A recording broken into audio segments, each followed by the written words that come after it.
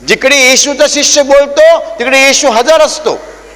शिष्याला सांगतो माझ्याविषयी बोल, तू माझी वचनं सांग, यांना बरं करायचं काम मी करतो, साक्ष देतो. हालेलुया. देवाची वचनं फक्त आजारमुक्तीविषयी नाही आहेत. देवाची वचनं सार्वकालिक जीवनाविषयी आहेत, ज्ञानाविषयी आहेत, सामर्थ्याविषयी आहेत. तुम्हाला जे देवाने वचन दिलेलं आहे ते फक्त कॅन्सर मुक्ती नाही आहे. ते वचन असं आहे की तुम्ही एक दिवस देवाच्या स्वर्गात जाणार, कायमचे देवाबरोबर राहणार. तुम्ही देवाच्या ज्ञानाने आणि सामर्थ्याने भरून जाणार. ही देवाची वचनं आहेत. पण ती वचनं तुम्हाला पटावीत म्हणून देव कॅन्सर बरा करतो, डायबिटीज बरा करतो आणि हे बरं करतो. हे बरं करणं म्हणजे फार मोठी गोष्ट नाही आहे.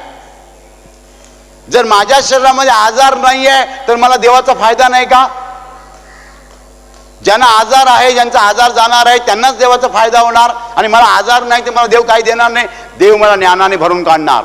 तुम्ही जर येशूमध्ये आहात तर तुम्हाला ज्ञान आणि सामर्थ्य दिलं जाणार. तुम्ही भरून जाणार आशीर्वादाने. आणि ह्या मंदिरामध्ये मी तुम्हाला दिसतोय पण येशू तुम्हाला दिसत नाही, तो अदृश्य आहे. चमत्कार आणि आजारमुक्ती तो करतो, आणि फक्त पुरावा म्हणून तुमचा आजार गेला म्हणजे फक्त सुरुवात आहे. त्यानंतर जे देव तुम्हाला देणार आहे ते फार मोठं आहे.